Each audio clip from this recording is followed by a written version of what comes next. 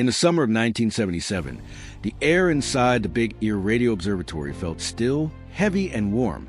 The long steel structure stood silently on the flat fields of Ohio, staring into the night sky like a machine waiting for a message the universe had forgotten to send. For months, astronomers had listened to nothing but static, endless noise, endless emptiness, the kind of silence that begins to feel hostile the longer you sit with it. And then, on August 15th, the universe finally whispered back. But before that moment, everything at the observatory looked painfully ordinary. Long corridors humming with machinery, papers stacked on desks, cup after cup of cold coffee left behind by researchers who spent more time awake than asleep. And in the dim-lit data room, a massive printer slowly crawled through line after line of numbers, each representing the faint noise of deep space. The technicians didn't expect anything unusual. They never did. SETI work was a strange mixture of hope and resignation, hoping for something extraordinary, resigned to the idea that nothing extraordinary would ever come. The Big Ear listened by sweeping a narrow beam across the sky as Earth rotated. It didn't point or aim, it simply waited, the way you might listen at night, for a sound you aren't sure exists. The telescope wasn't built to detect planets or stars. It was built to detect intentions, patterns, signals. And that night, one appeared. Nobody heard it in real time. The equipment did, but the humans didn't know until days later. The telescope was writing its results onto long sheets of paper, the kind that curled and piled on the floor. Each line was a series of characters, numbers, and letters indicating the strength of a signal. Most of them looked like this: 112211132. A cosmic background of nothingness. But then, in the middle of one sheet, a single sequence broke the silence. 6EQUJ5. It didn't look dramatic, just 6 characters arranged neatly in black ink. But to anyone who understood what those symbols meant, it was a scream. Jerry Emmon, one of the volunteer researchers, saw it first. He came in a few days later, picked up the pile of paper, and began scanning through it casually. Another dull day, another sheet of numbers, and then he stopped breathing. There it was, a perfect spike, a signal far stronger than any background noise, a narrowband radio transmission coming from the direction of the constellation Sagittarius, precisely the kind of signal SETI had dreamed of detecting. Artificial, deliberate, or at least it felt deliberate. The character 6EQUJ5 represented a rising and falling burst of intensity, peaking at you, far beyond anything naturally expected. It was like picking up a whisper in a dark room where no one should be whispering. Emmon felt the weight of the moment.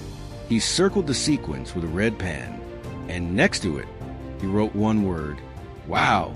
Not a scientific assessment, not a calculated note, just a human reaction to something that felt bigger than human understanding. The paper stayed there, on the desk, circled in red, a moment suspended in time. What made the signal unsettling wasn't just its intensity, or the direction, or the narrow band purity. It was the silence that followed, because the signal never repeated. Not once. For decades, scientists pointed radio telescopes toward the same region of sky. They scanned, listened, waited. Nothing. Imagine hearing one clear knock at your door in the middle of the night, loud enough to wake you, sharp enough to feel intentional. And when you get up, open the door, and look outside, there's no one there.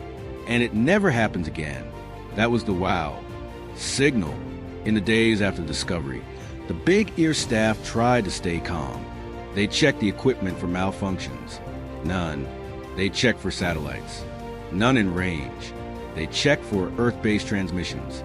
Nothing matched the frequency. The signal came from somewhere far beyond the moon. And whatever produced it was quiet now. Astronomers held meetings. Papers were written. The media leaked the story. Suddenly the world became aware that, just once, the universe had spoken. People wanted answers. They still do. Some said it was a hydrogen cloud. But hydrogen clouds don't emit narrowband radio signals like that. Others claimed it was a comet. But comets don't produce that frequency either. Not with that strength, not in that pattern. A military transmission? No evidence. A reflection? impossible given the angle. Whatever it was behaved like a message. But here is where the story shifts. Because behind the scientific curiosity, there was something darker, something human. SETI had waited decades for a signal. And when they finally found one, it came at the worst possible time. Funding was collapsing. Politicians wanted to shut down the program. Astronomers were exhausted, stretched thin, losing hope. The wow signal felt like a lifeline, a reason to keep listening, a reason to believe that someone, somewhere, might be trying to reach out. But belief wasn't enough. When the signal failed to repeat, the scientific world grew quieter. Papers slowed. Journalists moved on. The big ear itself was eventually dismantled, torn down in 1998 to make room for a golf course. The place where humanity might have received its first message from another civilization became a fairway. But the wow signal didn't disappear. It lived in the minds of those who saw it. A moment frozen in red ink, a whisper that raised more questions than answers. Even now, decades later, scientists revisit the data.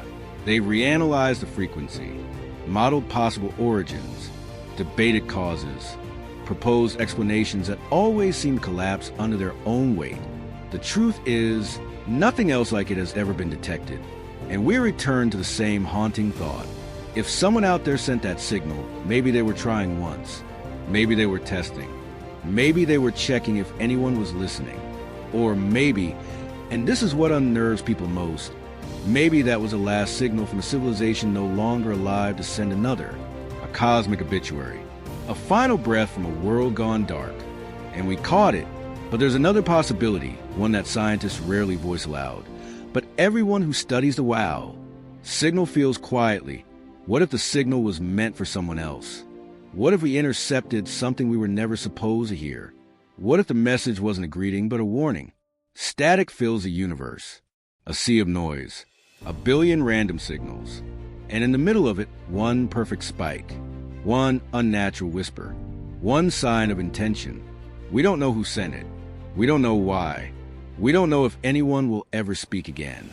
But for 72 seconds in 1977, the universe was not silent. Someone or something called out, and for reasons we still can't explain, they never called again.